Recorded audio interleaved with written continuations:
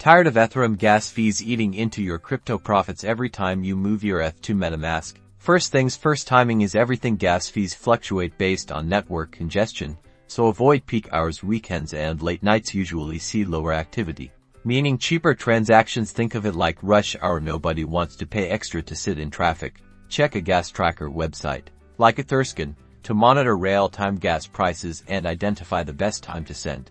Next, let's talk about gas limits. Metamask automatically estimates the gas needed for a transaction, but you can adjust it manually. Be cautious, though.